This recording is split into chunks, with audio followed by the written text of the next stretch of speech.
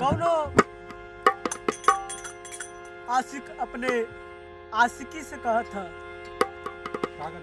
कि अरे याद रखबू की अरे बोला भूल जइबू बतावा सहजली बतावा सहजली बोला कहिया ले